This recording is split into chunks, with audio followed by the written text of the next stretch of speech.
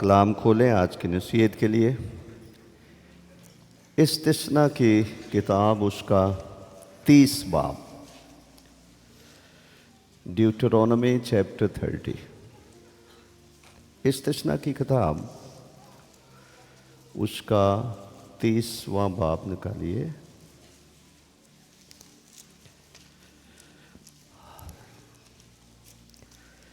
اس کی 15ویں آیت سے 20ویں آیت تک خدا کے کلام کی تلاوت سنیے۔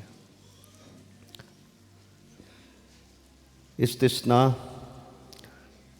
30 باب 15ویں آیت سے یوں مرقوم ہے، دیکھ میں نے آج کے دن زندگی اور بھلائی کو اور موت اور برائی کو تیرے آگے رکھا ہے، کیونکہ میں آج کے دن تجھ کو حکم کرتا ہوں کہ تو خداوند اپنے خدا سے محبت رکھے اور اس کی راہوں پر چلے اور اس کے فرمان اور آئین اور احکام کو مانے، تاکہ تو جیتا رہے اور بڑھے، اور خداوند تیرا خدا اس ملک میں تجھ کو برکت بخشے جس پر قبضہ کرنے کو تو وہاں جا رہا ہے۔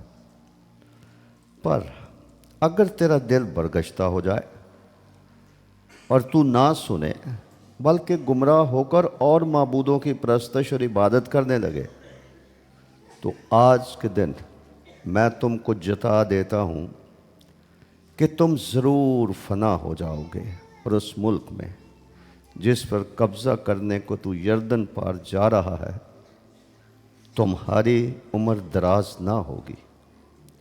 میں آج کے دن آسمان اور زمین کو تمہارے برخلاف گواہ بناتا ہوں کہ میں نے زندگی اور موت کو اور برکت اور لعنت کو تیرے آگے رکھا ہے، پس تو زندگی کو اختیار کر کہ تو بھی جیتا رہے اور تیری اولاد بھی، تاکہ تو خداوند اپنے خدا سے محبت رکھے اور اس کی بات سنے اور اس سے لپٹا رہے، کیونکہ وہی تیری زندگی اور تیری عمر کی درازی ہے، تاکہ تو اس ملک میں بسر رہے جس کو تیرے باپ دادا ابراہم اور اسحاق اور یعقوب کو دینے کی قسم خداوند نے ان سے کھائی تھی۔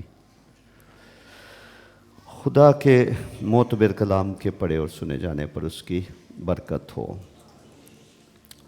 آج کی یاد دہانی کے لیے جو سچائی ہمارے سامنے ہے وہ ہے خدا کے کلام کی ہماری زندگیوں میں اہمیت، خدا کے کلام کی ہماری زندگیوں میں اہمیت۔ خدا یہ چاہتا ہے کہ ہم اس سے محبت رکھیں۔ وہ خدا ان دیکھا خدا ہے، ان دیکھے خدا کو گویا روح کی آنکھ سے دیکھ کر، اس کے کاموں کو دیکھ کر ایک اعتبار سے ہم خدا سے محبت رکھ سکتے ہیں، لیکن اس کا دوسرا پہلو یہ ہے کہ خدا جو ان دیکھا ہے اس نے اپنے کلام کے ذریعے سے اپنے آپ کو انسانوں پر ظاہر کیا ہے۔ تو لہٰذا جو شخص خدا کے کلام سے محبت رکھتا ہے گویا وہ ان دیکھے خدا سے محبت رکھتا ہے۔ ہمارے بزرگ یہ بات یوں بیان کرتے ہیں کہ بائبل مقدس خدا کا لو لیٹر ہے، خدا کا محبت سے لبریز خط ہے۔ جوں ہم اس کو پڑھتے ہیں خدا سے ہماری ملاقات بھی ہوتی ہے، خدا کی الہی رضا، اس کی پسند یا ناپسند بھی ہمارے سامنے آتی ہے، اور خدا ہم سے کیا چاہتا ہے، کس سانچے میں ہمیں ڈھالنا چاہتا ہے، وہ ساری باتیں خدا کے آئین، خدا کے احکامات، اس کے فرمان اور اس کی شریعت کے ذریعے سے ہم جاننے کے لائق ہوتے ہیں۔ تو یہاں لکھا ہے کہ میں زندگی اور بھلائی کو اور موت اور برائی کو تیرے آگے رکھتا ہوں۔ اور پھر اس کو بتایا کہ اس سے مراد کیا ہے، زندگی سے مراد کیا ہے۔ اس سے مراد یہ ہے کہ تو خدا سے محبت رکھے، اس کی راہوں پر چلے، اس کے فرمان اور آئین اور احکام کو مانے، تاکہ تو جیتا رہے اور بڑھے، اور خداوند تیرا خدا اس ملک میں تجھ کو برکت بخشے جس پر قبضہ کرنے کو تو جا رہا۔ پھر 19ویں آیت میں خدا نے انسان کے فائدے کے لیے اس کو مشورہ بھی دیا ہے۔ مثال کے طور پر جب خداوند یسوع مسیح نے یہ بتایا کہ وہ راستہ کشادہ ہے جس پر چلنے سے انسان ہلاکت تک پہنچتا ہے، لیکن جو راستہ سکڑا ہے، جو تنگ دروازے میں سے داخل ہونے کے بعد آگے سے شروع ہوتا ہے، وہ ہمیشہ کی زندگی تک پہنچاتا ہے۔ تو انسان کو اپنی تعلیم دیتے ہوئے یہ مشورہ دیا کہ تنگ دروازہ سے داخل ہو، کیونکہ چوڑے دروازے سے داخل ہونا اور کشادہ یا چوڑی سڑک پر آسان راستہ، کوئی پرہیزگاری نہیں، کوئی خود انکاری نہیں، تو اس کے بغیر اگر چلتا رہے گا تو پھر تیری منزل ہلاکت ہوگی۔ تو مشورہ دیا تنگ دروازے سے داخل ہو۔ پھر مکاشفہ میں خداوند کا مشورہ ہمارے سامنے آتا ہے کہ تو جو کہتا ہے کہ میں بہت دولت مند ہو گیا ہوں، لیکن جانتا نہیں، تو اندھا ہے، کمبخت ہے، خوار ہے، غریب ہے، اور میں تجھے صلاح دیتا ہوں، میرا مشورہ یہ ہے کہ مجھ سے آگ سے تپایا ہوا سونا خرید لے۔ دنیا میں بھی بڑے خیرخواہ لوگ، ہمیں چاہنے والے لوگ، ہمیں سراہنے والے لوگ، ہمیں پسند کرنے والے لوگ ہمارے فائدے کے لیے ہمیں مشورے دیتے ہیں، اور وہ مشورے بسا اوقات ہمیں کئی طرح کے نقصانات سے بچا لیتے ہیں۔ لیکن خدا سے بڑھ کر کوئی مشیر کون ہو سکتا ہے؟ وہ تو کامل خدا ہے، وہ تو خالق خدا ہے، وہ تو ابدی خدا ہے، وہ تو حاکم کل ہے، وہ عقل کل ہے۔ تو اس سے بڑھ کر ہمیں کوئی مشورہ نہیں دے سکتا۔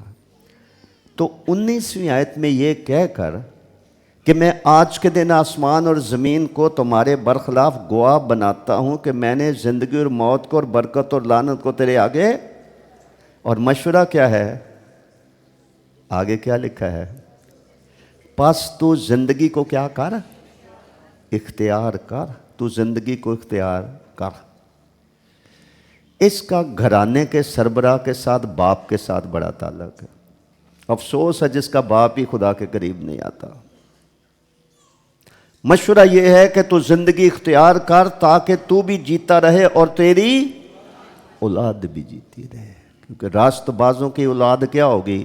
مبارک ہوگی۔ مال و دولت ان کے گھر میں ہوگا، انہیں کسی چیز کی کمی نہیں ہوگی۔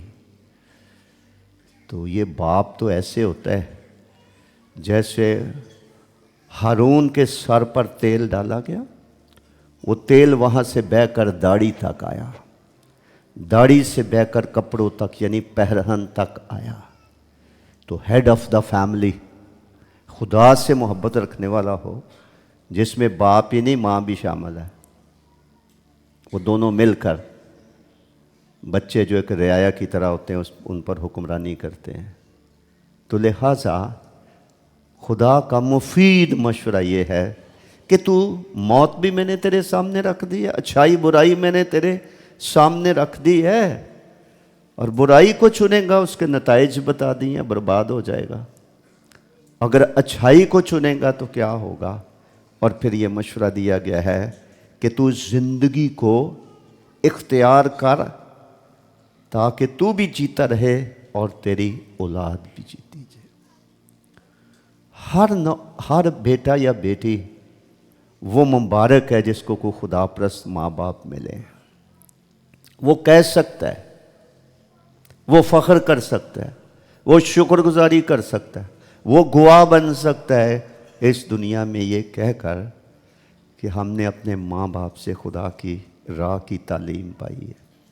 نہ صرف تعلیم پائی ہے، ان کی عملی زندگی کے نمونے سے ہم نے اپنی زندگی کو ان اقدار میں ڈھالا ہے جو ہمیں بچپن سے سکھائی جاتی رہی ہے۔ سو زندگی کو اختیار کر۔ بائبل مقدس دو طرح کی زندگی کا ذکر کرتی ہے۔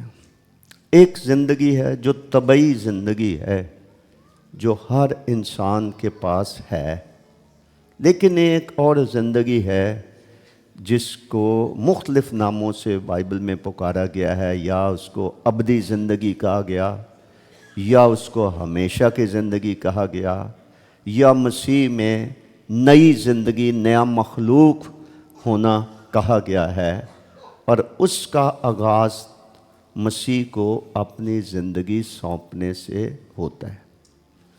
افسس کی کلیسیا کو لکھا گیا خط، اس کا 2 باب اور اس کی ابتدائی آیات پڑھی جائیں تو وہاں لکھا ہے، اس نے تمہیں بھی زندہ کیا جب تم اپنے گناہوں اور قصوروں کے اعتبار سے کیا تھے؟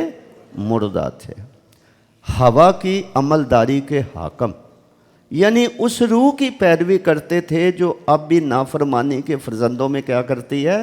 تاثیر کرتی ہے۔ اسی بات کو خداوند نے اپنے کفارے سے پہلے یوں بیان کیا تھا کہ چور نہیں آتا مگر چرانے، مار ڈالنے اور ہلاک کرنے کے لیے، لیکن میں اس لیے آیا کہ وہ زندگی پائیں اور کثرت کی زندگی پائیں۔ تو ایک زندگی ہے جو دیریوں کے پاس بھی ہے، دیگر ادیان کے ماننے والوں کے پاس بھی وہ زندگی ہے یا جان ہے، جس کو ہم طبعی زندگی ہم کہیں گے۔ ایک زندگی ہے جس کا مقدس یوحنا رسول اپنے پہلے خط میں ذکر کرتے ہیں، مسیح کی طرف اشارہ کر کے، اس زندگی کے کلام کی بابت جس کو ہم نے دیکھا، جس کو ہم نے غور سے دیکھا، جس کو ہم نے چھو کر دیکھا، جس کو ہم نے سنا، اس کے وسیلے سے ایک زندگی ظاہر ہوئی ہے اس کے کفارے کے بعد۔ تو ہم تمہیں اس زندگی کی کیا دیتے ہیں؟ خبر دیتے ہیں، تاکہ تم بھی ہمارے ساتھ اس زندگی میں کیا ہو جاؤ؟ شریک ہو جاؤ یا شامل ہو جاؤ۔ اسی لیے پھر انہوں نے اس زندگی کے بارے میں یہ بھی کہا، جس کے پاس بیٹا ہے، اور آپ کو پتہ ہے کہ سب کے پاس بیٹا نہیں ہے، جو بیٹے کوئی نہیں مانتا وہ زندگی کیسے دیکھے گا؟ تو نچوڑ یہ نکالا، جس کے پاس بیٹا ہے اس کے پاس زندگی ہے۔ کون سی زندگی؟ طبعی زندگی؟ طبعی خدا کی ہستی کو نہ ماننے والوں کے پاس بھی طبعی زندگی ہے۔ جو زندگی مسیح کے ساتھ منسوب کی جا رہی ہے، جس کے دعوے دار خداوند یسوع مسیح تھے کہ میں اس لیے آیا کہ وہ زندگی پائیں اور کثرت کی زندگی پائیں، اس زندگی کا بندوبست اس کراس کے اوپر ہوا تھا، جس کے لیے مسیح ہمارے واسطے ہوا، تاکہ اس کے مر جانے، کفارہ دینے کے نتیجے میں ہمیں نئی زندگی پیش کر سکے، جو جینے کے لائق ہے، جو نئی زندگی ہے، جو مسیح کے خون سے دھل کر توبہ کرنے اور اپنی گردن مسیح کی تعلیم کے جوئے میں دینے سے شروع ہوتی ہے، اور پھر وہ زندگی بھر جب تک طبعی زندگی ہے اس وقت تک وہ جاری رہتی ہے۔ تو موسیٰ کے وسیلے سے بنی اسرائیل قوم کو سکھایا گیا، مشورہ دیا گیا، اس مشورے کے پیچھے خدا کی خیر خواہی، خدا کی بھلائی اور خدا کی لازوال کھری سچی اگاپے محبت تھی کہ تو زندگی کو اختیار کر، موت بھی تیرے سامنے ہے کیونکہ گناہ کی مزدوری موت ہے، خدا کی شریعت کی عدولی نافرمانی موت ہے۔ تو موت چننا چاہتا ہے موت چن لے، تو ذلت چننا چاہتا ہے وہ چن لے، تو تباہی اور پریشانی का इंतखाब करना चाहता है तू कर ले, लेकिन मेरा मशवरा यह है तू जिंदगी इख्तियार कर ताकि तू भी जीता रहे, तेरा भी भला हो और आगे फिर तेरी वजह से तेरी औलाद का भी भला हो। बहुत दफा माँ बाप अपना आप सब कुछ कुर्बान कर देते अपनी औलाद के लिए, लेकिन दुनियावी ज़िंदगी के लिए आराम कुर्बान कर देंगे, कीमती चीज़ें उनके लिए छोड़ जाएंगे, कुर्बानी देने के लिए तैयार होंगे, खुद इनकारी करेंगे, बच्चों को अच्छी चीज़ें देंगे, खुद नहीं लेंगे क्योंकि वो औलाद का भला चाहते हैं। ये है दुनियावी तौर पर, इसका असर, इसके फ़वाइद सिर्फ इस दुनिया तक है, दूसरी दुनिया में इससे इंसान को या आपकी औलाद को इतना फ़ायदा नहीं है। औलाद के लिए अगर कुछ करना है, उसके अगर हम खैर ख़्वाह हैं तो देखी हुई चीज़ें चंद रोज़ा है, अनदेखी चीज़ें अबदी हैं। अपने बच्चों की आक़िबत संवारना हमारी बहुत बड़ी कामयाबी है। मैं और आप अपनी औलाद की आक़िबत संवार ही नहीं सकते जब तक हमने अपनी नहीं संवारी। हमें अपनी फ़िक्र नहीं है, हम अपनी ज़िंदगी को दुरुस्त नहीं करेंगे तो औलाद को करने की भी कोशिश करेंगे तो वो आगे से मज़ामत करेगी, वो आंखें दिखाएगी आपको। तो ऐसा होता नहीं है। जब इंसान खुदा के हाथ में आ जाता है, उसके ऊपर खुदा की बरकत ठहर जाती है, खुदा की शफ़क़त का हाथ उस पर ठहर जाता है, तो उस शौहर या वालिद के वसीले से फिर औलाद के अंदर भी खुदा का फ़ज़ल काम करने लगता है, औलाद का भी भला होता है। तो लिहाजा अपनी औलाद की आक़िबत संवारना के मरने के बाद ये कहाँ जाएंगे।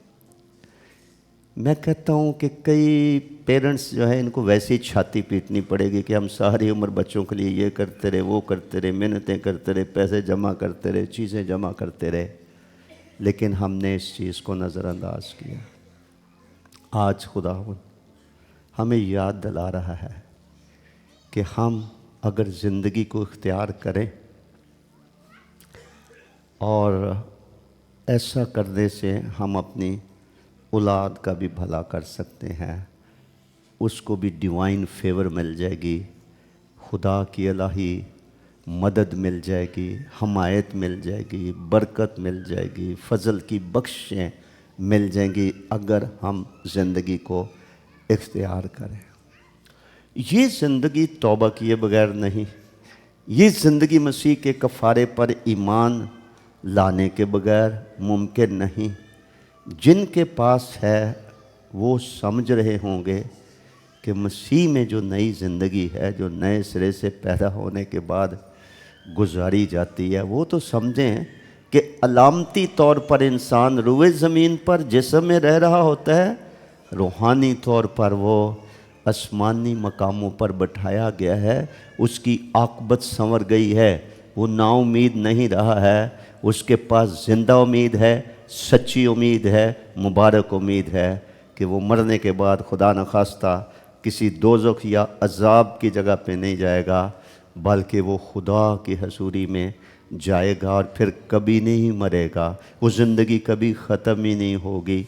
वो तो हमेशा की ज़िंदगी जिस पर कब्ज़ा करने के लिए हर मसीही को बुलाया गया है। तो ज़िंदगी को इख्तियार करना, मौत को इख्तियार करना, इसका चुनाव इंसान खुद करता है। यही बात इसी इस्तिस्ना की किताब के 11वें बाब में लिखी हुई है, देख मैं आज के दिन बरकत और लानत तेरे सामने रख देता हूँ। बरकत उस हालत में कि जो हुक्म आज मैं तुझे दूँ, अगर तू उस पर अमल करे तो ये बरकत तुझे मिलेंगी। वो इस्तिस्ना की किताब के 27 और 28 बाब को घर जाके पढ़ लो। बरकतें और लानतें वहाँ पर लिखी हुई हैं जो बुज़ुर्ग मूसा के वसीले से बनी इसराइल को बताई गई थी, और खुदा ला तब्दील है, आज उनका इतलाक़ हम पर भी है। बरकत चुनना या लानत चुनना, ज़िंदगी चुनना या मौत चुनना, उसका इंतखाब इंसान के हाथ में है। दुरुस्त इंतखाब कर लेगा, फ़ायदा उठाएगा, برکت اٹھائے گا، لعنت کو چن لے گا تو پھر اسی جگہ جائے گا جہاں رونا اور دانتوں کا پیشنا ہے، اور اس آگ میں جو ابلیس اس کے فرشتوں کے لیے تیار کی گئی ہے۔ اور ابلیس نہیں چاہتا کہ یہ بات ہماری سمجھ میں آئے۔ لہٰذا طبعی زندگی جو ہے، سنیے، جو نیچرل ہماری طبعی زندگی ہے وہ بھی خدا کی ایک بخشش ہے کہ خدا نے ہمیں زندہ رکھا ہے۔ ذرا سوچئے، کئی لوگ ہم سے کم عمر تھے، کئی لوگ ہم سے کم عمر تھے، وہ اس دنیا میں نہیں رہے، ان کی زندگی ختم ہو گئی، تو خدا نے ہمیں زندہ رکھا۔ کئی لوگ موت کے قریب گئے، موت سے بچ نہ سکے۔ اگر میں ادھر گواہی کا موقع دے دوں تو آپ میں سے بہت سارے لوگ آ کے ادھر بتائیں گے کہ کہاں کہاں خدا نے مجھے موت کے پھاٹکوں سے اٹھایا ہے، مجھے ایک طرح سے نئی زندگی دی۔ تو طبعی زندگی جو ہے وہ بھی خدا کی برکت ہے اور بخشش ہے، اور جس کی قدر کرنی چاہیے۔ اس لیے خودکشی کرنا قانوناً جرم ہے۔ خدا کی دی ہوئی زندگی کو ختم کرنا قانونی جرم ہے، ہمارے ملک کے قانون میں بھی جرم ہے۔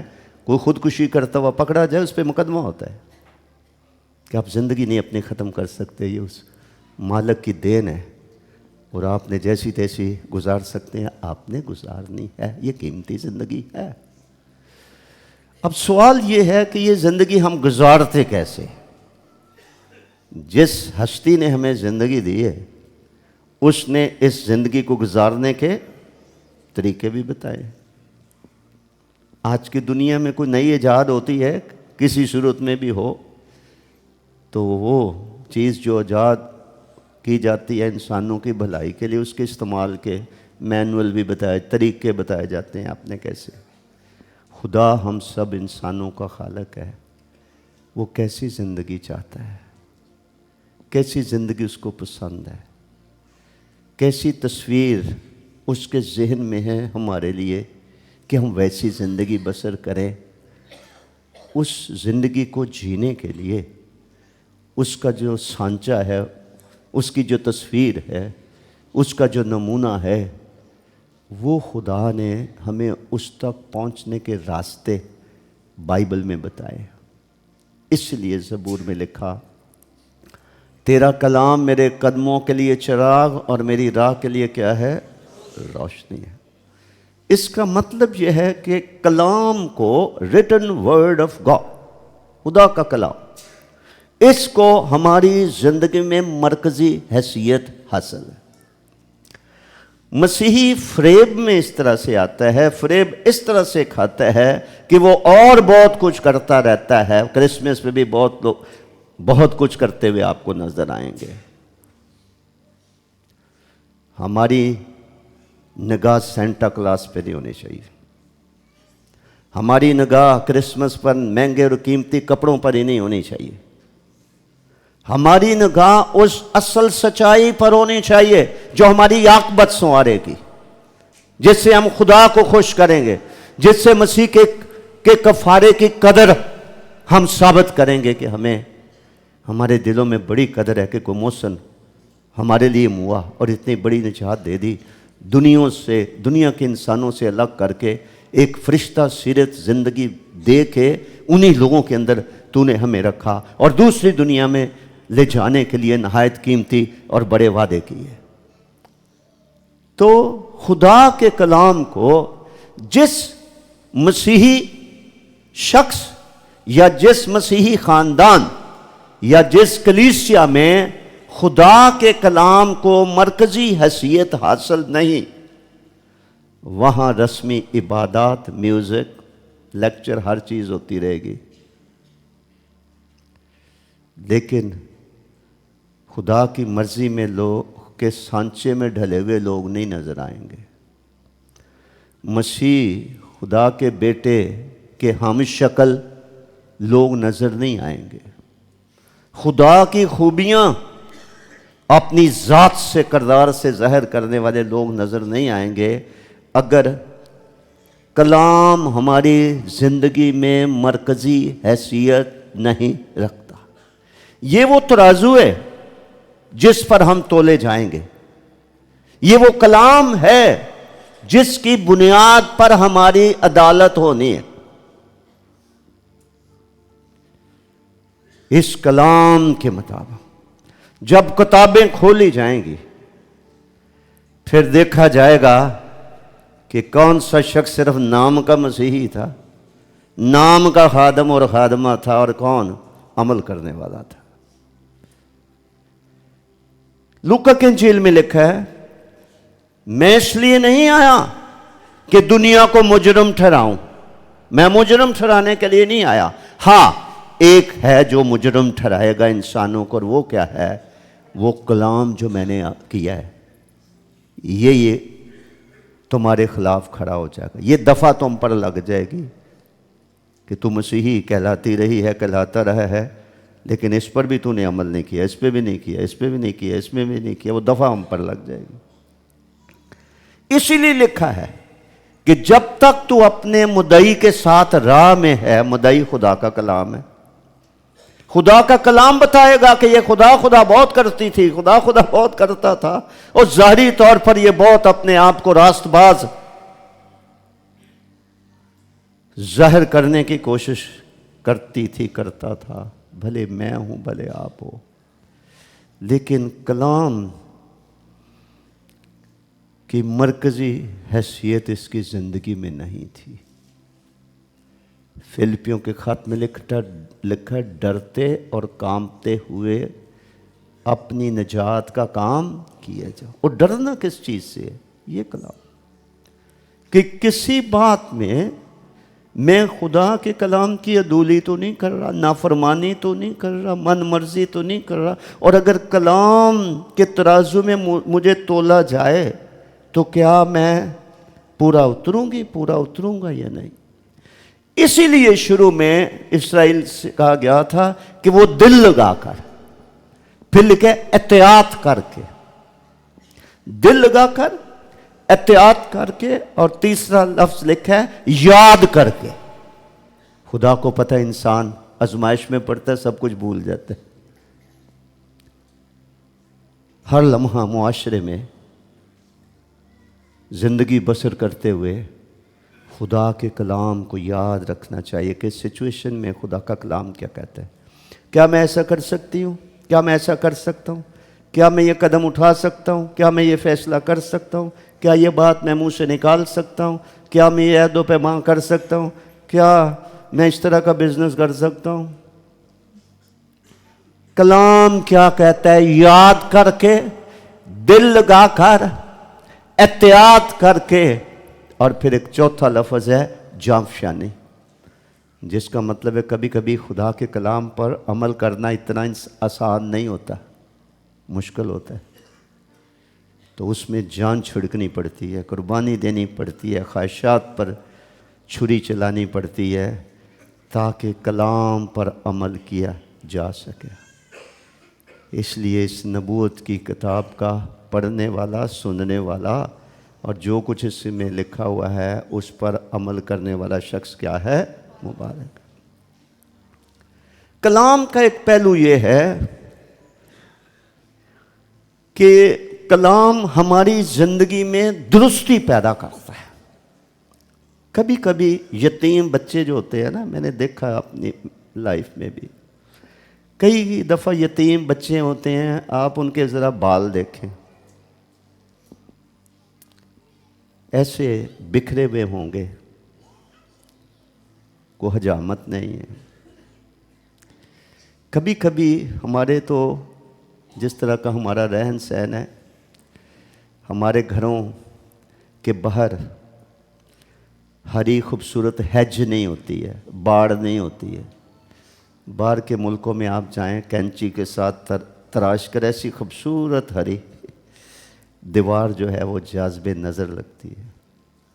کلام ہماری کاٹ چھانٹ کرتا ہے، ہمیں تراشتا ہے، بناتا ہے، سنوارتا ہے، تاکہ ہم اور زیادہ پھل لائیں۔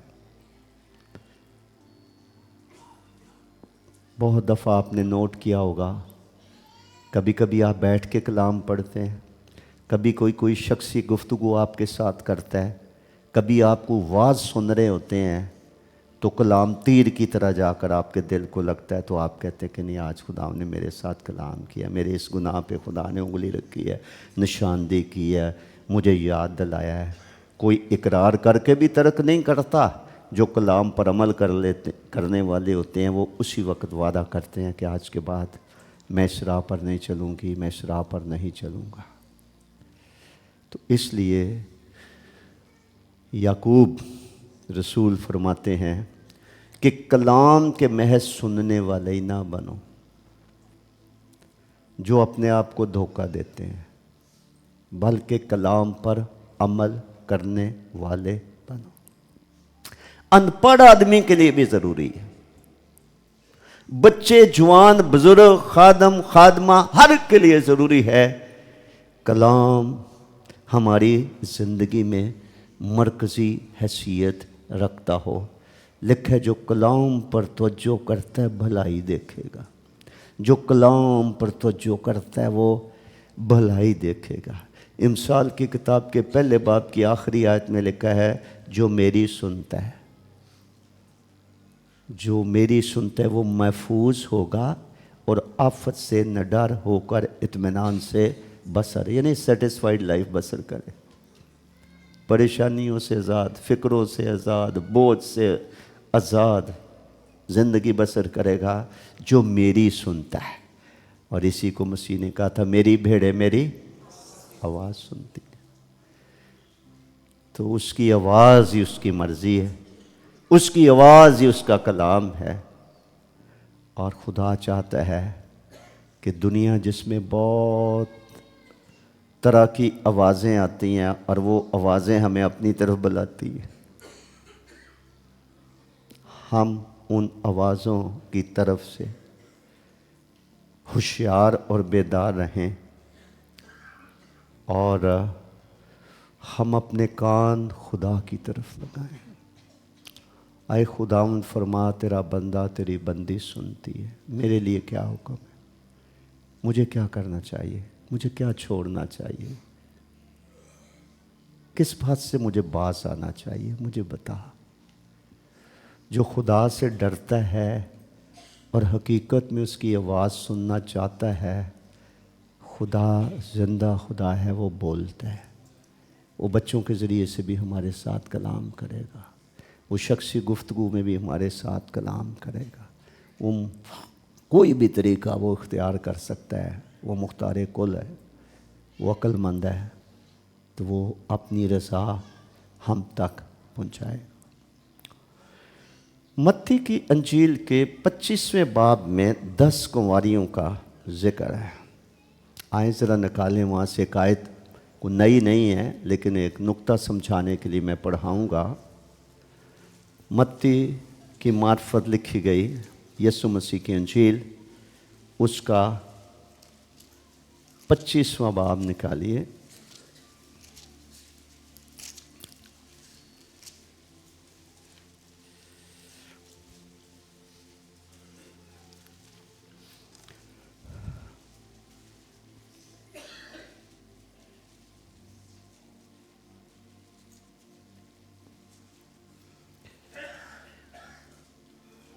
اس وقت آسمان کی بادشاہی ان 10 کنواریوں کی مانند ہوگی جو اپنی مشلیں لے کر دلہا کے استقبال کو نکلی۔ ان میں سے 5 بیوقوف اور 5 عقل مند تھیں۔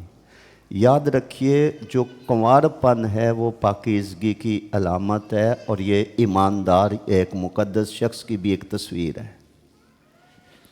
یہ 10 کی 10 کنواریاں آج کے نجات یافتہ ایمانداروں کی ایک تصویر ہے، لیکن فرق ان میں ہے، 2 گروپ بن گئے ہیں۔ کنواریاں ساری ہیں لیکن 5 کیا ہیں؟ عقل مند ہیں، اور 5 کیا ہیں؟ بیوقوف۔ جو بیوقوف تھیں انہوں نے اپنی مشلیں تو لے لیں مگر تیل اپنے ساتھ، مگر عقل مندوں نے اپنی مشلوں کے ساتھ اپنی کپیوں میں تیل بھی لے لیا، اور جب دلہا نے دیر لگائی تو سب اونگنے لگیں اور سو گئیں، اور آدھی رات کو دھوم مچی کہ دلہا آ گیا، اس کے استقبال کو نکلو۔ اس وقت وہ سب کنواریاں اٹھ کر اپنی اپنی مشل درست کرنے لگیں۔ آج آپ سب کچھ بھول جائیں جو میں آپ کو بتا رہا ہوں، یہ نہیں آپ نے بھولنا کہ مجھے اور آپ کو اپنی اپنی مشل درست کرنی، وقت سے پہلے کرنی ہے، وقت سے پہلے کرنی ہے، اور تیار کر کے وقت اور بے وقت تیار رہنا ہے۔ کسی وقت بھی مسیح آ جائے تو ہم رہے ہوئے معلوم نہ ہوں، ہوا میں اڑ کر اس استقبال کریں اور اس ہمیشہ کی زندگی پر قبضہ کر لیں جس کے لیے اس نے بلایا ہے۔ اپنی اپنی مشل درست کرنے کی ضرورت ہے۔ طریقہ کار کیا ہے؟ کلام کے آئینے میں اپنے آپ کو دیکھیے، میں اپنے آپ کو دیکھوں، آپ اپنے آپ کو دیکھیں۔ مجھے کس معاملے میں اپنے آپ کو درست کرنے کی ضرورت ہے؟ اگر ہم اسی حالت میں عبادات جاری رکھے ہوئے ہیں، خدمات جاری رکھے ہوئے ہیں، مسیحی دوڑتے جا رہے ہیں، لیکن اس بات کی پرواہ نہیں کرتے تو کنوارپن کے باوجود بھی ہم باہر رہ جائیں گے۔ یہ خطرہ ہے۔ اپنی اپنی مشلیں درست کرنے لگی۔ ہر کام کا ایک وقت ہے۔ ممکن ہے کہ کبھی ہم اپنی مشل جو زندگی کی علامت ہے، ابھی ہم نے سنا تو زندگی اختیار کر، اپنی مشل درست کرنے سے مراد ہے اپنی زندگی درست کیجیے، اور خدا کا کلام بتائے گا اپنی زندگی میں کیا درست کرنا ہے۔ یہی آئینہ ہے، یہی رہنما ہے، یہی خدا کا چراغ ہے جو دلوں کے اندھیرے ظاہر کرتا ہے۔ اپنی زندگی کی مشل درست کرنا، جس کے چند ایک معنی ہیں جو جلدی سے میں بتاتا ہوں۔ سب سے پہلی بات، خدا کو گلہ بنی اسرائیل سے ہے، جو میں پڑھاؤں گا نہیں، لکھ لیں جو لوگ لکھنا چاہیں۔ 78 Psalm 78 verse 8، 78 زبور کی 8ویں آیت میں خدا نے اسرائیلی جو اسی کی اپنی قوم ہے، چنی ہوئی قوم ہے، محبت اس سے رکھتا ہے، تو خدا نے گلہ کیا ہے کہ انہوں نے اپنا دل درست نہیں کیا۔ اپنی مشل درست کرنے کا پہلا سٹیپ جو ہے، اپنے دل کی گریبان کی چھان بین کی جائے، کیونکہ دل لا علاج ہے، یہی لباس ہے۔ دوسرے اعتبار سے یہ زندگی کا سرچشمہ بھی یہی ہے۔ پھر جو برائیاں ہیں، حرام کاریاں ہیں، برے خیال، برے منصوبے، حسد، کینہ، نفرت، بغض، یہ ساری چیزیں ادھر ہی، ان کی انکیوبیشن جو ہے نا وہ ادھر ہی ہوتی ہے، دل ہی میں وہ جڑ پکڑتی ہیں۔ اس لیے لکھا اپنے دل کی خوب حفاظت کر۔ تو اپنی مشل درست کرنے کا پہلا سٹیپ یہ ہے کہ ہمارا دل ہمیں الزام نہ دے۔ روح القدس کی ٹارچ جب ہمارے دل پر پڑے تو وہاں کوئی اندھیرا نہ ہو، اگر ہوگا تو روح القدس نشاندہی کرے گا، خدا کا کلام اس کی دفعہ ہم پر لگ جائے گی، اور ہمیں ماننا پڑے گا کہ اس بات میں میرا دل راست نہیں ہے۔ اسی لیے جب انسان کو نجات ملتی ہے تو خدا انسان سے گندا، ناپاک، برا دل یا سنگین دل، سخت دل نکال کر تو اس کو ایک پاک دل دیتا ہے، گوشتین دل دیتا ہے، سنگین پتھر جیسے دل کی جگہ۔ تو صاف دل ہونا، اور پھر جب بھی ہم خداوند کی میز کے پاس آتے ہیں، آپ اندر گناہ رکھ کر اس میں شریک ہوئیں گے تو آپ نے کوئی برکت لے کے نہیں جانا، آپ نے سزا لے کے جانا ہے یہاں سے۔ اسی لیے لکھا ہے کہ آدمی اپنے آپ کو آزما لے، پرکھ لے، چھان بین کر لے اپنے دل کی۔ دل صاف ہے جو کہ اقرار سے ہو جاتا ہے، مسیح کے کفارے لہو کو پکارنے سے اس کے چھینٹیں اپنے اوپر لینے سے دل صاف ہو جاتا ہے، ہو سکتا ہے علاج موجود ہے، کیونکہ مسیح کا خون ہمیں تمام ناراستی سے کیا کرتا ہے؟ پاک کرتا ہے۔ ادھر سے پاکیزگی شروع ہوتی ہے۔ تو اپنے دل کی مشل کو درست کرنا اس وقت دیر ہو چکی ہوگی جب نرسنگا پھونکا جائے گا، غیر فانی حالت میں مردے قبروں میں سے نکل آئیں گے، جو جیتے ہوں گے ان کو جلالی بدن مل جائیں گے اور وہ ہوا میں اڑ کر خداوند کا استقبال کریں گے، تو ہم 5 بیوقوف کنواریوں کی مانند پیچھے رہ جائیں گے۔ تو اس مغالطے میں کوئی نہ رہے۔ ہمیں وقت سے پہلے اپنے دل کی مشل کو درست کرنے کی کیا ہے؟ ضرورت ہے۔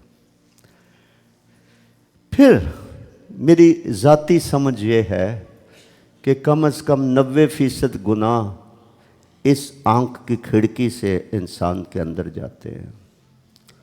اس لیے لوکا کے انجیل میں لکھا ہے، بدن کا چراغ تیری آنکھ ہے۔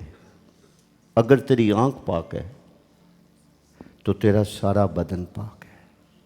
اگر تیری آنکھ ہی درست نہیں ہے تو تیرا بدن بھی درست نہیں ہے۔ اس کا مطلب ہے ایک طرف تو ہمیں اپنے دل کو درست کرنا ہے، دلوں کو درست کرنا ہے کہ ہمارا دل ہمیں الزام نہ دے، ہمیں خدا کے سامنے دلیری ہو جائے اور ہم دلیری سے دعا کر سکیں، ہم دلیری سے کلام سن سکیں، سنا سکیں، ہم دلیری سے شعر بانی بانٹ سکیں اور اس میں شریک ہو سکیں۔ اگر ادھر ہی کھوٹ اور میل ہے، وہ انسان تھوڑی دیکھ رہا ہے، وہ تو اوپر والا دیکھ رہا ہے۔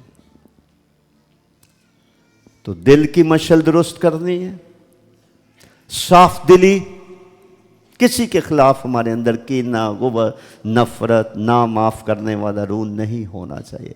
جسٹ لیو اٹ، جو کچھ بھی آپ کے لیے کسی نے کر دیا، برا کر دیا، کہہ دیا، چھوڑ دیں، اس خدا پر چھوڑ دیں۔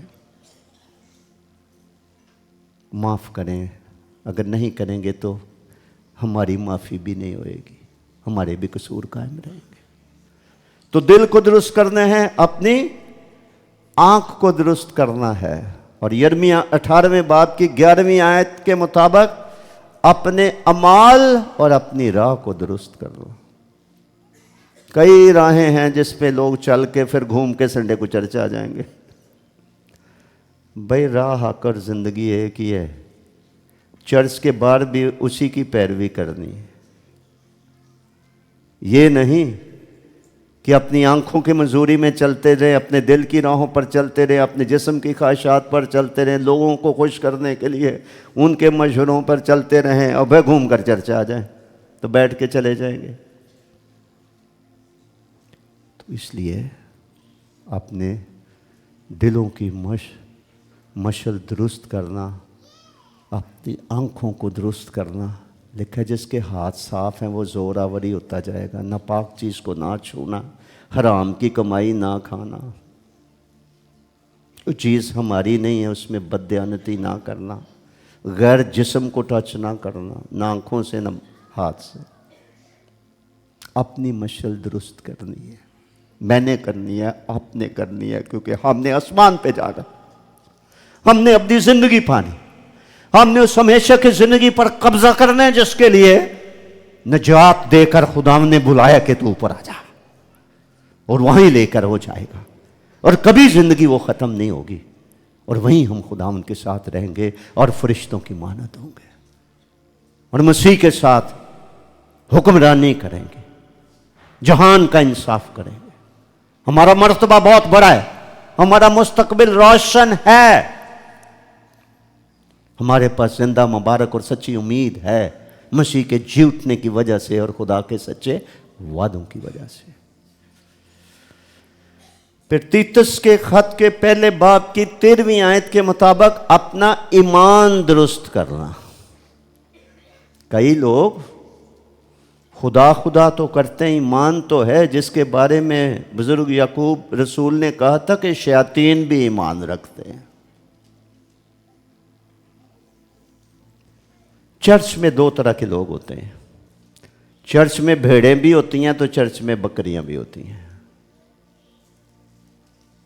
مسیحی کو بھیڑوں کے ساتھ تشبیہ دی گئی ہے، بکریوں کے ساتھ نہیں۔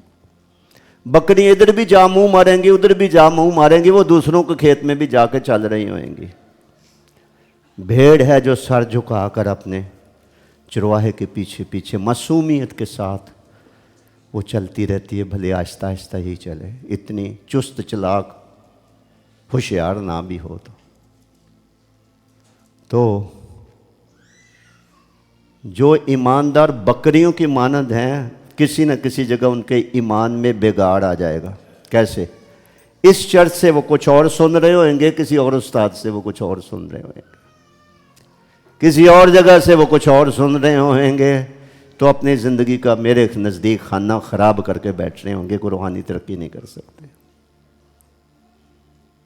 درست ایمان ایک ایسی ٹرین کی مانند ہے، آپ کسی بھی بڑے ریلوے کے جنکشن میں چلے جائیں، کسی ٹرین میں بھی آپ بیٹھ جائیں تو وہ ٹرین تو چلتی، موو کرتی اور انجن کا شور دکھائی دے گا، لیکن منزل تک پہنچنے کے لیے کیا چاہیے؟ درست ٹرین میں سوار ہونا۔ بڑے بڑے جو جنکشن ہیں وہاں پر کو 5-5 10-10 گاڑیاں بیک وقت ٹرینز کھڑی ہوتی ہوں گی، جیسے بہت بڑا ایشیا کا جنکشن ہے لاہور کا اسٹیشن۔ آپ کیسے کسی بھی ٹرین میں ایسے بیٹھ سکتے ہیں؟ آپ نے درست ٹرین میں بیٹھنا ہے، درست ٹرین میں بیٹھیں گے، درست منزل تک پہنچیں گے، اور درست ایمان ہمارا ہوگا تو ہم آسمان پر جائیں گے۔ تیتس کے خط پہلے باب کی 13ویں آیت میں بزرگ پولس نے تیتس کو کہا کہ ان کو تعلیم دے تاکہ ان کا ایمان درست ہو جائے۔ اس لیے الٹی سیدھی باتیں، الٹے سیدھے خواب، نبوتیں اور کئی کچھ رہنمائیاں لوگ بتاتے رہتے ہیں، پرکھنے والا کوئی نہیں۔ نبی کی خدمت کسی کے پاس اگر نہیں، روحوں کا امتیاز کسی کے پاس نہیں، تو ممکن ہے کہ غلط تعلیم لے کے غلط ایمان ہی کی ہم پیروی کرتے جائیں، کیونکہ ہم نے فلاں سے سنا تھا، ہم نے فلاں سے سنا تھا۔ بائبل کہتی ہے، میں نے کیا کہنا ہے، بائبل کہتی ہے نبوتوں کو پرکھو، ہر ایک روح کا یقین آئے۔ بھائیو، ہم میں سے بتیرے استاد، آگے کیا لکھا ہے؟ استاد زیادہ مار کھائیں گے۔ غلط تعلیم کسی کو دے دیں گے تو غلط تعلیم ہر آدمی تھوڑی پرکھ سکتا ہے۔ وہ تو جو کلام کو جانتا ہے یا جس کے پاس کوئی روحوں کا امتیاز ہے وہ بتائے گا یہ غلط ہے۔ دل کی مشل ہم نے درست کرنی، ہاتھ پاؤں، راہ، اعمال ہم نے درست کرنے ہیں، ایمان اپنا ہم نے دیکھتے رہنا ہے کہ تموتیس کے خط میں لکھا ہے خدا کے کلام کی مضبوط بنیاد قائم رہتی ہے، دوسرے خط کے دوسرے باب میں لکھا ہوا ہے۔ تو اگر ہمارا ایمان درست ہے، ہم درست رفاقت میں ہیں، ہمیں صحیح تعلیم مل رہی ہے، تو پھر ہم کیوں دھوکہ کھائیں؟ میرے دیکھنے میں یہ بھی آیا ہے کہ کئی دفعہ جادوگر گھروں میں وزٹ کر رہے ہوتے ہیں اور ہمارے ہی لوگ ان کو چائے کیک پیش کر رہے ہوتے ہیں کہ خدا کا خادم آیا ہے، پھر نتائج بھی بھگتتے پھرتے ہیں۔ آپ کو صحیح تعلیم اپنے چرچ سے مل رہی ہے، آپ کو یہ پاپڑ بیلنے کی کیا ضرورت ہے؟ آپ میں زیادہ محبت ہے دوسروں سے، اسی سے دھوکہ کھاتا ہے انسان۔ لکھا ہے کہ جب ابن آدم آئے گا، یعنی دوبارہ آئے گا، تو کیا وہ روئے زمین پر ایمان پائے گا؟ آخری وقت میں تو لکھا ہے برگزیدہ بھی اگر ممکن ہو تو وہ بھی گمراہ ہو جائیں گے، جھوٹے مسیح، جھوٹے نبی اٹھ کھڑے ہوئیں گے۔ پھر تو کتنا ضروری ہے کہ ہم اپنے ایمان کی حفاظت کریں، کوئی ایسی چیز ہمارے دل دماغ میں نہ آئے جو کہ ہمیں کنفیوز کر دے، ہمیں پریشان کر دے، دو طرح کے خیالات میں ڈاواں ڈول کر دے، ہمیں خدا سے دور کر دے۔ اس لیے تو غلطیوں کے خط میں لکھا ہوا ہے تم تو اچھی طرح سے दौड़ रहे थे, किसने तुम्हें वो हक के मानने से रोक दिया? क्यों? पौलुस के अलावा और भी उस्ताद मिल गए थे उनको। उन्होंने पौलुस ही की मुखालफत में उनके ज़हन तब्दील कर दिए और वो इतने बड़े खादम के खिलाफ हो गए। गलतिया के लोग, गलतियों का खत पढ़ के देख लें। तो इसलिए अपने ईमान की हिफाजत करना, जिसकी बुजुर्ग पौलुस रसूल ने हिफाजत की और दावा किया मरने से पहले, जब दूसरा खत तीमुथियुस को लिखा, उसने कहा मैं अच्छी कुश्ती लड़ चुका, मैंने दौड़ को ख़त्म कर लिया, मैंने अपने ईमान को क्या रखा? महफूज रखा है। मैं ईमान का मुनकर नहीं हुआ, ईमान में बिगाड़ नहीं आने दिया, खोट नहीं आने दी, बेचा नहीं है, सौदा नहीं किया, कंप्रोमाइज नहीं किया, ईमान पर कायम रहा। तो ये ईमान ही है जिसके बगैर खुदा को पसंद आना नामुमकिन है। वो ईमान भी ईमान ही नहीं, बाइबल के खुदा पर ईमान, बाइबल की तालीमात पर ईमान। जो बात बाइबल में नहीं है वो कोई भी आपके कान में डाल दे तो फिर आप ज़ईफ़ुल ईमान होंगे, अगर आप कलाम से हटकर किसी की को बात मान लें। अगर कोई आपको बता दे कि ये फलां पैगाम है, अगर आप 50 लोगों को भेज दें तो हफ्ते के अंदर अंदर आपको बड़ी बरकत मिल जाएगी, कोई खुशखबरी मिल, करके देख लो।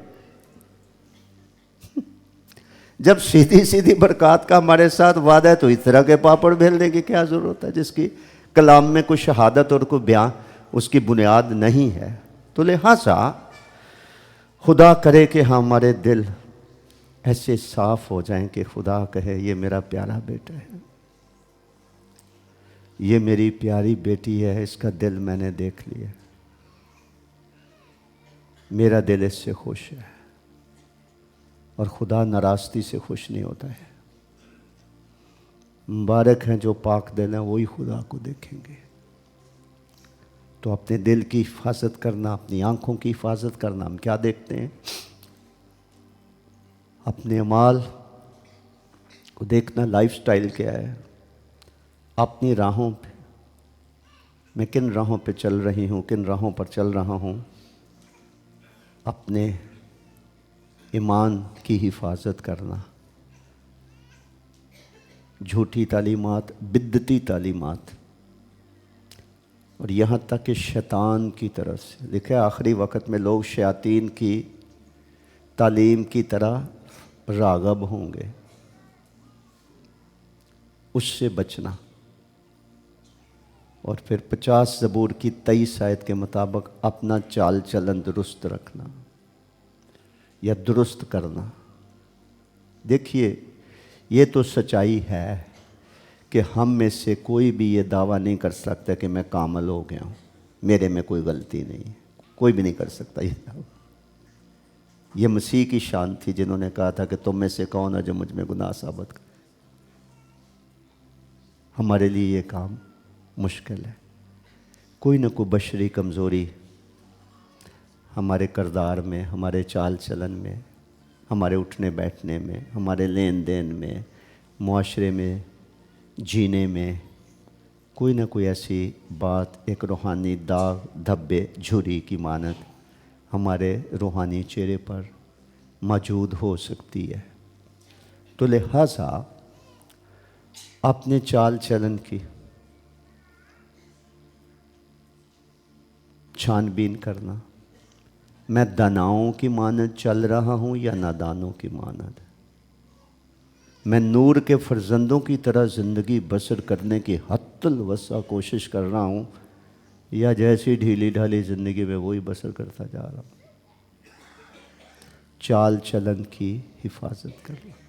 एक और बात है जिसकी दुरुस्तगी की ज़रूरत है, वह मिसाल की किताब के 13वें बाब की 15वीं आयत में लिखी है। वो है ह्यूमन अंडरस्टैंडिंग।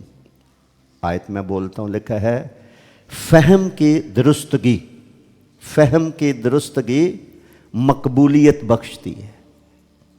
यानी हमारे अगर सोच समझ सही होगी تو پھر خدا کی نگاہ میں بھی ایکسیپٹیبل ہوں گے، مقبول ہوں گے، اور انسان کی نگاہ میں بھی۔ امثال کی کتاب 13واں باب 15ویں آیت، فہم کی درستگی یا درستی مقبولیت بخشتی ہے۔ کئی دفعہ ہماری غلطیوں کا جو سبب ہوتا ہے وہ ادھر ہوتا ہے، سوچ، غلط فہمی، بدگمانی، بری سوچ۔ جب ہماری سوچ ہی درست، سمجھ ہی ہماری درست نہ ہو، اور آپ کو پتہ ہے کہ سمجھ پر ابلیس حملہ کرتا ہے، آپ کو پتہ ہے کہ انسان کی عقل پر ابلیس پردہ ڈالتا ہے، وہ غلط بھی رستے پہ انسان چل رہا ہوگا تو وہ اپنے آپ کو کیا سمجھے گا؟ وہ سمجھے میں ٹھیک ہوں، میرے میں کیا کمی ہے۔ تو ہماری جو انڈرسٹینڈنگ ہے، جو ہمارا فہم ہے، امثال ہی میں لکھا ہے کہ حکمت سے گھر تعمیر کیا جاتا ہے، اور فہم یعنی انڈرسٹینڈنگ سے وہ گھر کیا رہتا ہے۔ کیوں کئی شادیاں برباد ہو گئی ہیں؟ کیوں کئی میریجز برباد ہو گئی ہیں؟ میاں بیوی ایک دوسرے کو سمجھ نہیں سکے۔ وہ کہتے ساڑھا ذہن نہیں ملتا، سا سوچے ایسی لگی ہو جائے گی۔ مبارک تو وہ ہے نا جن کا ذہن ملتا ہے۔ جس میاں بیوی کا ذہن ملتا ہے اس کا دل خود بخود ملے گا، اس کی روح بھی ملے گی۔ دنیا کا سب سے بڑا میدان جنگ انسان کا ذہن ہے۔ شیطان خیالات کے تیر انسان کے ذہن میں پھینکتا ہے، جو اس کا یقین کر لیتا ہے اور اس کو پمپنے دیتا ہے، اس پر غور کرتا ہے، اس کو سچ جان جاتا ہے، خدا سے دور ہو جاتا ہے۔ تو خدا ہے جو نہ صرف ہمیں آسمان کی بادشاہی کے بھیدوں کی سمجھ دیتا ہے، بلکہ وہ ہمیں حکمت بھی دیتا ہے، وہ ہمیں سمجھ کی دولت بھی دیتا ہے، اور وہ ہمیں سمجھ میں اور زیادہ دولت مند بنانا چاہتا ہے۔ ہم معاملہ فہم ہوں، چیزوں کو بھانپیں، انسانوں کو بھانپیں، دوست اور دشمن میں تمیز کریں، سچے اور جھوٹے میں، مکار اور اریار میں، اتنے میں ہم اس کو پرکھیں۔ ادھر ہیومن وزڈم سے بڑھ کر وہ حکمت جو اوپر سے آتی ہے، وہ انسان کو سمجھدار بناتی ہے، اور سمجھداری ہمیں کئی طرح کی غلطیاں کرنے سے بچا لیتی ہے۔ تو اپنی سمجھ کو درست کرنا۔ بدگمانی کیا ہوتی ہے؟ بد کا مطلب ہے برا، گمان کا مطلب ہے خیال کرنا، سوچنا۔ ممکن ہے کوئی شخص برا نہ ہو تو ہم سوچ رہے ہیں یہ بہت برا ہے۔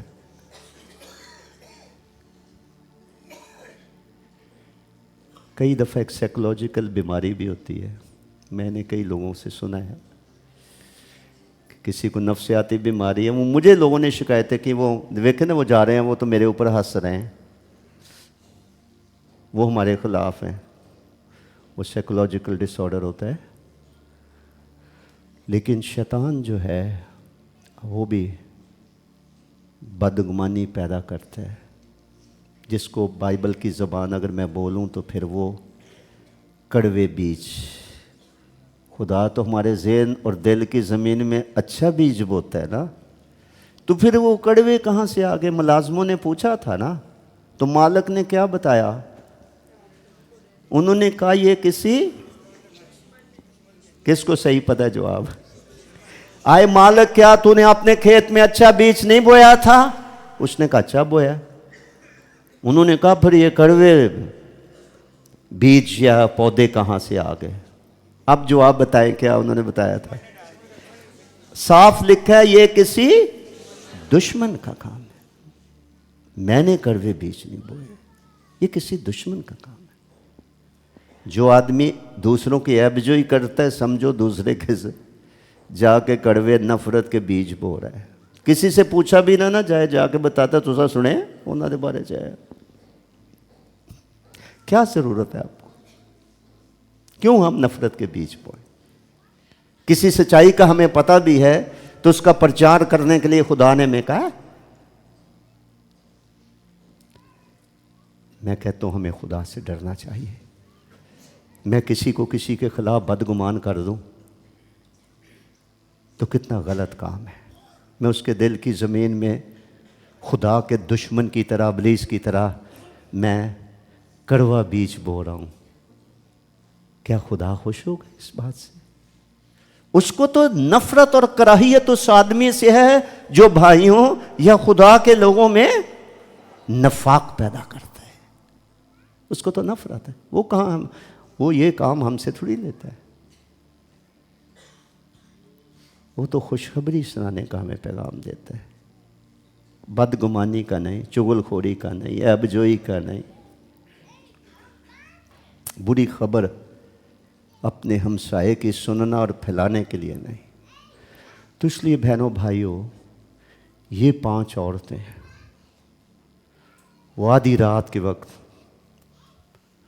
دلہا نے دیر لگائی ہے، پہلے تو ویسے ہی اونگنے لگی، پھر جب شور مچ گیا کہ آ گیا، جو کہ مسیح کی دوسری آمد کی ایک تصویر ہے، اپنی اپنی مشلیں درست کرنے لگی۔ جن کی مسلیں اتنی درست کرنے کی ضرورت نہیں تھی، وہ آلموسٹ تیار تھیں، وہ تو دلہا کے جشن میں شامل ہو گئیں۔ باقیوں نے دیکھا کہ اصل چیز ہی غائب ہے، مشل تو جلتی ہے تیل سے، تو مشل جو کہ رسومات، دکھاوے کی روحانیت، وہ تو تھی، اصلیت جس سے وہ جلنی تھی وہ ہے کوئی نہیں۔ ان کو کہنے لگی ہمیں تھوڑا سا تیل دو، انہوں نے کہا جاؤ جا کے مول لے لو کہیں سے۔ وقت ہاتھ سے گزر چکا ہے، پہلے تیاری کرنی چاہیے تھی، اپنی فہم کو درست کرنا، وہ مقبولیت بخشے گا، خدا سے بھی ہم شاباش حاصل کریں گے اور انسان سے بھی ہم حاصل کریں گے۔ آخری بات اعمال کی کتاب کے 24 آیت میں لکھی ہے، شریعت پر عمل کر کے درستی سے چلنا۔ بات وہی جو میں نے شروع میں کہی ہے، خدا کے کلام، خدا کے کلام کے آئینے میں اپنے آپ کو خود ہی پرکھ لینا۔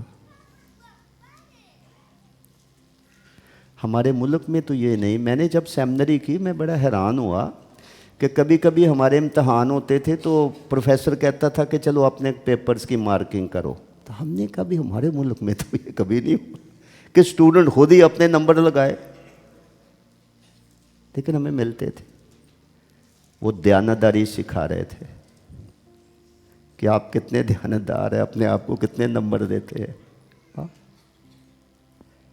یہ کام ہم اپنے لیے بھی کر سکتے ہیں، خدا کے کلام کے آئینے میں اپنے آپ کو دیکھنا، کیا میں شریعت پر، اگلا لفظ اہم ہے، کیا میں خدا کی شریعت پر درستی سے چل رہا ہوں؟ اس کا مطلب ہے اپنی راہوں کو درست کرنا، جن راہوں پر روح القدس انگلی رکھتا ہے، نشاندہی کرتا ہے کہ تجھ میں اس بات کی کمی ہے۔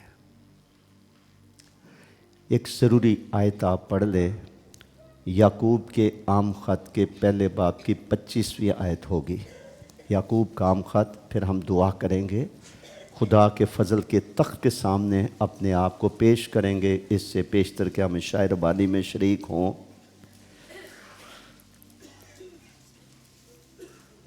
بزرگ یعقوب رسول کا لکھا گیا خط، پہلا باب 25 آیت، بلکہ اچھا ہے کہ میں چند آیات پیچھے سے پڑھوں تو آپ کو پس منظر کی بھی سمجھ آئے گی۔ 19ویں آیت سے پڑھتا ہوں، لیکن میری غرض 25ویں آیت سے ہے۔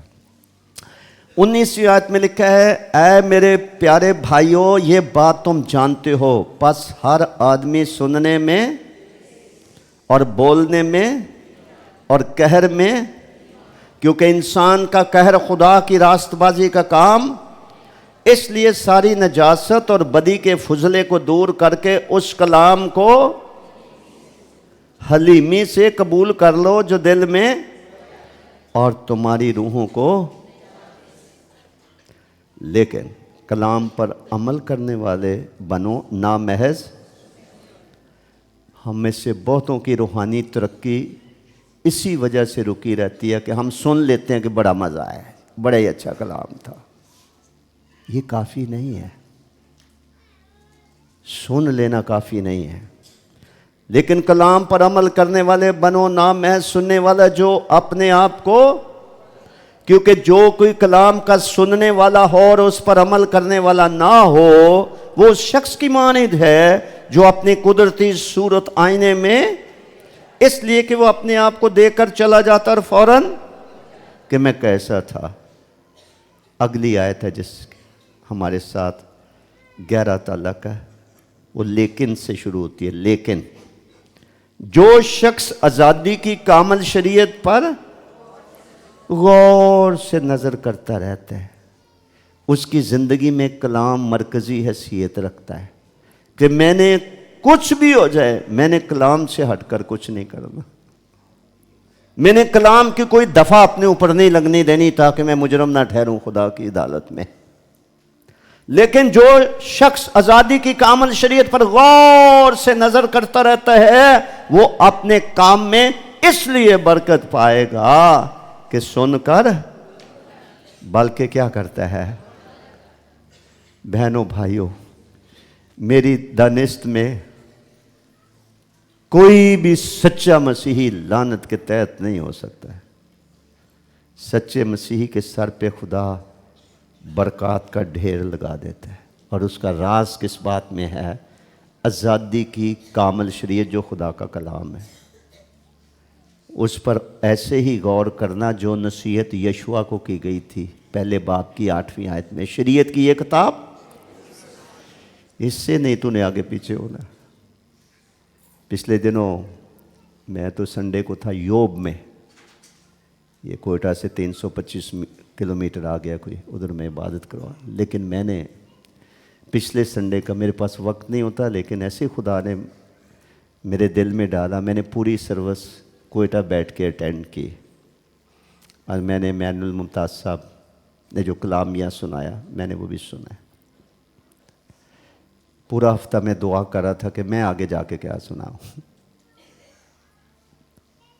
تو میرے پاس بھی روح کی یہی ہدایت ہے، کلام کی ہماری زندگیوں میں سینٹرل حیثیت، مرکزی حیثیت ہونی چاہیے. جتنی بائبل پڑھ سکتے ہو پڑھو، جتنی بائبل پڑھ سکتے ہو پڑھو. جس گھر میں خدا توفیق دے، فیملی پریئر میٹنگ شروع کرو. بھلے ایک ورد پڑھو خدا کے کلام میں سے، بھلے ایک زبور پڑھ لو، کوئی ایک گیت یا زبور گا لو بچوں کے ساتھ مل کر. کلام کی طرف لے کر آؤ ان کو. کلام تبدیلی پیدا کرے گا، لعنتوں کو دور کر کے یہ برکت لے کر آئے گا، یہ شفا لے کر آئے گا، یہ تازگی لے کر آئے گا، یہ سربلندی لے کر آئے گا، یہ عزت کی اور وقار کی زندگی بسر کرنے میں ہمارا سب سے بڑا مددگار ہوگا. جو آزادی کی کامل شریعت پر غور سے نظر کرتا ہے. بس میں بیٹھے ہیں، موٹر سائیکل چلا رہے ہیں، whatever you are doing, think about God and his word. خدا کیا چاہتا ہے؟ خدا کے کلام میں سے میں نے کیا سیکھا؟ آج میں نے کیا پڑھا ہے؟ ممکن ہے ہم میں سے بہتوں نے آج بائبل ہی نہ پڑھی ہو. ناشتہ کیا ہو، سب سے پہلے ناشتہ اس کا کرنا ہے، پرسنل ڈیووشن. بیٹھیے، بھلے 10 منٹ پڑھو، 15 منٹ پڑھو، آدھا منٹ پڑھو خدا کا کلام. اس کو اندر آنے دیں، نوالوں کی صورت میں کھائیں اس کو، اپنے خوراک کی طرح اس کو لیں. ٹھیک ہے؟ کئی ہم میں سے بیمار ہیں، ہمیں ڈیلی میڈیسنز لینی پڑتی ہیں، وہ ہماری ہیلتھ کے لیے ضروری ہے. اس سے بڑی میڈیسن نہیں ہے. اس کو بھی ہم نے چبانا ہے، اس کو بھی ہم نے نگلنا ہے، ڈیلی لینا ہے. اور اس کے اوپر ہم نے غور، آزادی کی کامل شریعت پر غور سے نظر، سوچ و بچار، گیان دہان، میڈیٹیٹ کرنا. خدا کیا کہنا چاہتا ہے، میرے لیے کیا ہے. اور پھر جب خدا کا روح ظاہر کرتا ہے، قائل کرتا ہے، سمجھا دیتا ہے، تو پھر اس پر عمل کرنے کا تہیہ کر لینا، وعدہ کر لینا، اور ہر وہ قدم اٹھانا جو اٹھانے کے لیے خدا کہتا ہے. استثنا کی کتاب میں سے جو حوالہ میں نے 30ویں باب میں آپ کے سامنے پڑھا تھا، 19 آیت میں لکھا ہے، تو زندگی کو اختیار کر، وہ زندگی جو مسیح کہ قربان ہونے کے نتیجے میں ظاہر ہوئی ہے، جس سے انہوں نے خود اپنی زبان مبارک سے یوں فرمایا تھا، میں اس لیے آیا کہ وہ زندگی پائیں اور کثرت کی زندگی پائیں۔ اور دنیا حیران ہو جائے گی آپ کی زندگی کو دیکھ کر کہ اس برے جہان میں آپ کیوں ایک فرق انسان ہیں۔ بتائیں کیوں فرق ہے؟ ہمیں ایک زندگی ملی ہے مسیح مصلوب کے کفارے پر ایمان لانے کی وجہ سے۔ ہم آپ سے اچھے نہیں ہیں، ہم آپ سے کسی بات میں اچھے نہیں ہیں۔ اچھا بنانے والا صلیب پر ہوا، دیکھ میں ہر ایک چیز کو نیا بنا دیتا ہوں۔ کو بننا تو چاہے،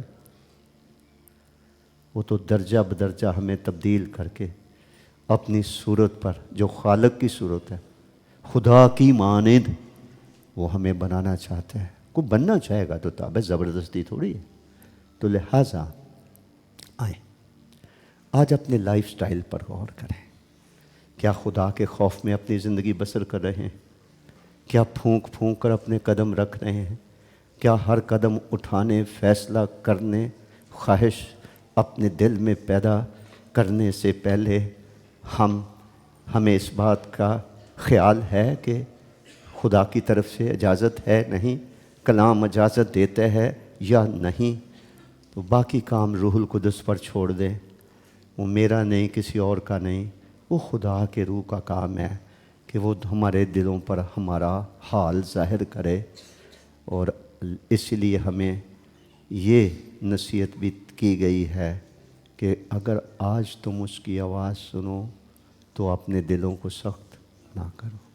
آج نجات کا دن ہے، آج قبولیت کا دن ہے۔ سو بڑی سنجیدگی سے، احترام کے ساتھ میں آپ سب سے کہوں گا، بھلے آپ دور کسی اور ملک میں بیٹھے اس میٹنگ میں، عبادت میں شریک ہیں، یا خدا کے گھر میں آپ تشریف فرما ہیں، کاش ہم میں سے ہر ایک آج خداوند کے ساتھ وعدہ کر کے جائے، میں اپنی راہوں کو درست کروں گا، میں اپنی آنکھوں کو درست کروں گا، میں اپنے دل کو درست یہیں سے کر کے باہر نکلوں گا۔ خدا کے حضور اقرار کرے، خدا سے معافی مانگے اور اس سے مدد مانگے، اور اس سے مدد مانگیں کہ جو کچھ ہم خود نہیں کر سکتے، وہ گناہ جو ہمیں آسانی سے الجھا لیتے ہیں، ان پر فتح پانے کے لیے ہم خدا کے روح کی مدد مانگیں کہ خداوند مجھے ایسا بنا دے، ایسا بنا دے کہ میرے سے ایک بھی گناہ نہ ہو سکے، میں کاملیت کی راہ پر چلنے لگ پڑوں، میری روحانی چہرے صورت پر جو بھی کوئی داغ دھبا جھری ہے خداوند اسے دور کر دے، تاکہ میں تیری نگاہ میں سرخرو ہوں، میں آدمیوں کی نگاہ میں بھی مقبول ہوں، جس سے مراد میرے بدن سے جب تک میں جیتا ہوں تیرا جلال ظاہر ہو۔ ایک لمحہ ہے سوچنے کا، اور اس کے بعد جس کو بھی خدا کا روح اکساتا ہے، ملامت کرتا ہے، قائل کرتا ہے، نشاندہی کرتا ہے کہ تجھے اپنی مشل اس معاملے میں درست کرنے کی ضرورت ہے، اس سے پیشتر کے اچانک مسیح آ جائے، تو ایسے بہن بھائی، جوان بزرگ اپنے قدموں پر اقرار کے لیے، مجھے نہیں دکھانا، اپنے خدا کو آپ نے دکھانا ہے، کھڑے ہو سکتے ہیں۔ اور پھر ہم کیا کریں گے؟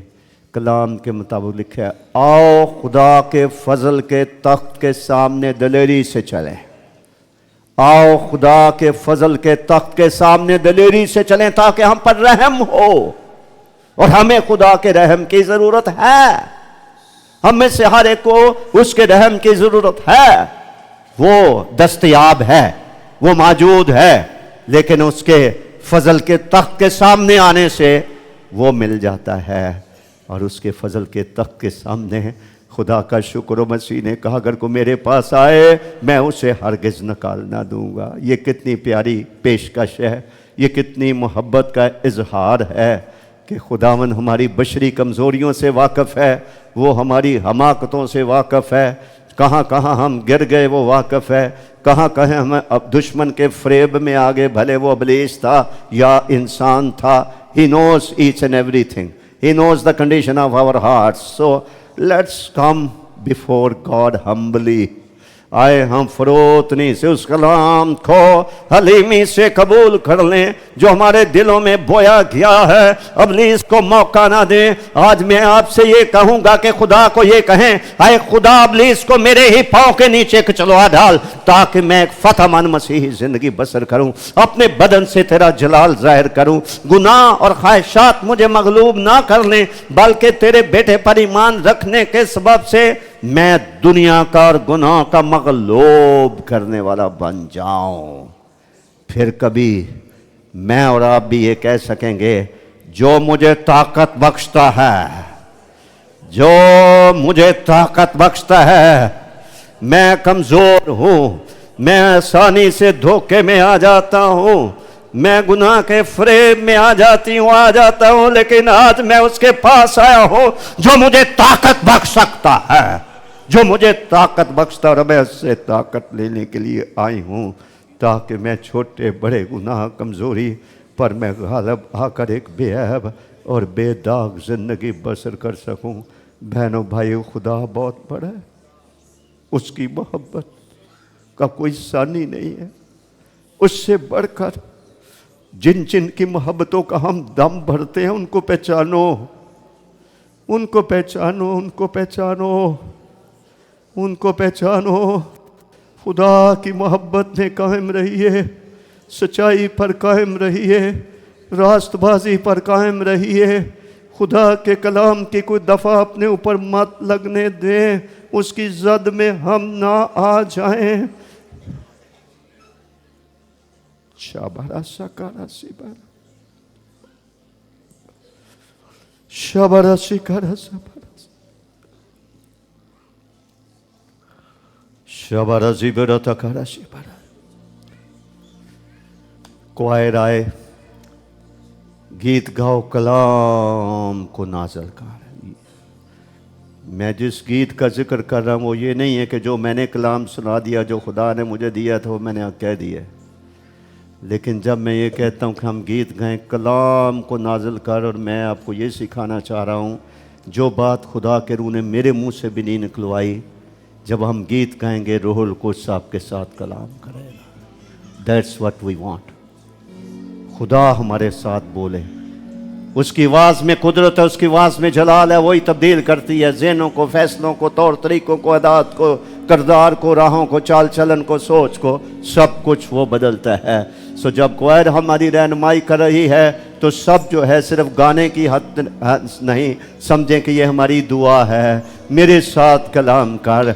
इस दुआया सेशन में, वर्शिप के सेशन में, इससे पेशतर कि मैं तेरे बेटे की मौत को याद करूं, शहरबानी में मैं शरीक हूँ। कोई बात रह गई है, मेरे साथ कलाम कर, कलाम को मेरे लिए नाज़िल कर। ये हमारी दुआ हो। वो खुदा जो कहता है मांगो तो तुम्हें दिया जाएगा, वो देगा, वो देगा, वो देगा। हालेलुया। शबरा शिखरा कलाम को नाज़िल, हालेलुया। कलाम को नाज़िल कर, अपनी कुदरत को जारी तू कर। कलाम को नाज़िल कर, कलाम को नाज़िल कर,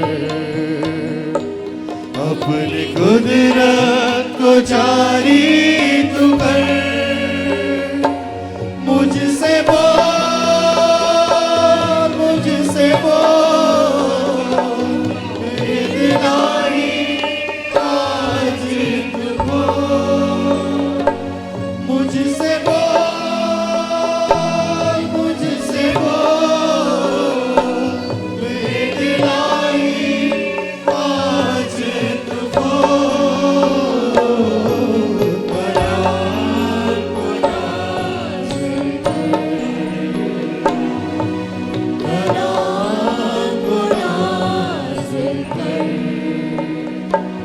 अपनी कुदरत को जारी तू कर।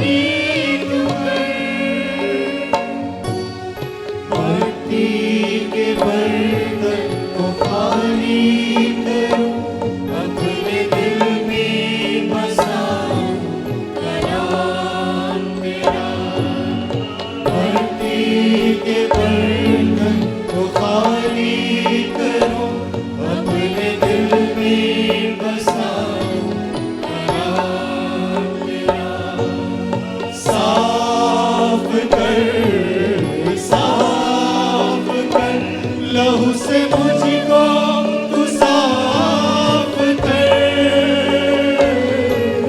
साफ कर, साफ कर। लहू से मुझको तू साफ कर, कलाम को नाज़िल कर,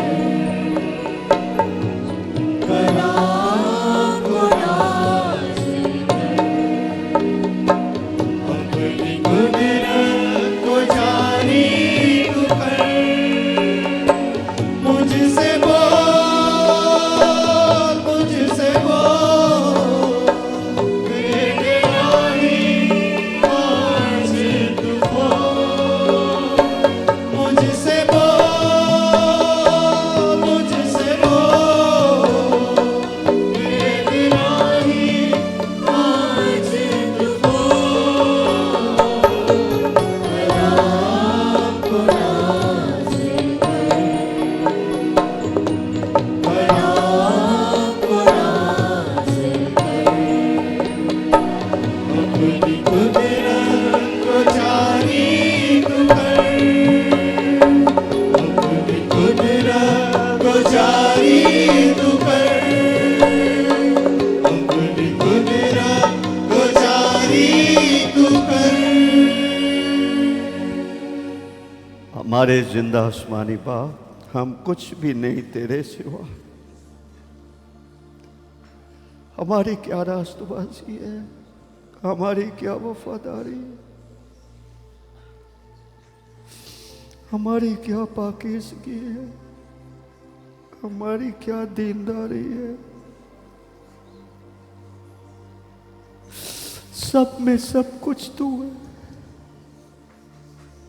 तेरे बगैर हमारी क्या मजाल है कि हम अपने आप को बुराई से बचा सके। दुनिया के शरीर लोगों से बचा सके, इब्लीस के हीलों और हमलों से बचा सके। आप ही हमें मुफीद तालीम देते हैं, आप ही हमें याद दिलाते हैं, आप ही मुस्तैद मददगार बनकर मौजूद होते हैं और किसी भी तरह के निफत के गड़े में गिरने से हमें बचा लेते हैं।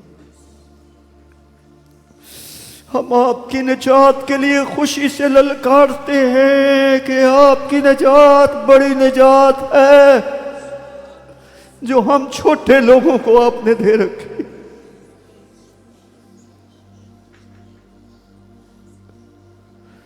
जिंदगियां तब्दील करके, जहन तब्दील करके, दिल तब्दील करके, सोच के धारे तब्दील करके, तर्ज जिंदगी तब्दील करके, गोया के हर एक चीज को बदल कर आपने हमें नजात देकर अपनी कलीसिया और आसमानी खानदान में शामिल कर लिया है।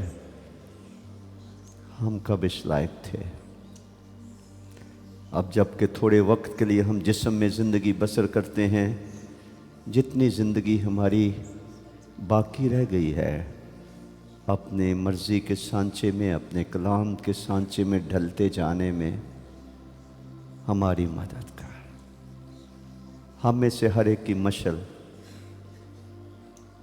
तेरी नज़रों से छिपी नहीं है। अपनी अपनी मशल दुरुस्त करने में बर वक्त, वक्त से पहले दुरुस्त करने में हमें से हर एक की मदद कर। जहाँ जहाँ हम कसूरवार पाए गए हैं, हम दिल से माफ़ी के तलबगार होते हैं। हम अपने गुनाह किसी तौर पर ना छुपाते हैं, ना छुपा सकते हैं, ना छुपाना चाहते हैं। इकरार करके तर्क कर देना चाहते हैं ताकि आपकी रहमत हम पर हो। जितने तेरे बेटे बेटियां तेरी आवाज़ के शनवा हो के तेरे दीदार के तालब हुए हैं, मेरी दुआ है एक एक पर अपना हाथ बढ़ा, एक एक के बारे में अपना फैसला जारी कर। एक एक की आंखों से छिलके गिरा, एक एक के ज़हन को खोल ताकि वो किताब मुक़द्दस की बातों को समझें। एक एक के कानों को खोल ताकि तेरी खुशी की खबर उनकी रूह तक पहुँचे। हमारे आँखों को पाक कर दे ऐ खुदा, हम वैसे ही देखें जैसे आप देखते हैं। हर ख़ता को, हर गुनाह को, हर बुराई को, हर नाराज़गी को, हर नाफरमानी को रहीम होकर आज बख्श दीजिए। नए तौर पर, नए अज़म के साथ, वफ़ादारी के साथ, अपने साथ नूर में चलने में, वफ़ादारी से चलने में, नेक नियती से अपनी उम्र गुजारने में, कमाल फ़रोतनी से जीने में हम में से हर एक की मदद कर। इब्लीस को हम में से हर एक के पाँव के नीचे कुचलवा दे और हमें फ़तहमंद ज़िंदगी बसर करने के लायक बना दे। हमारी सुन ले,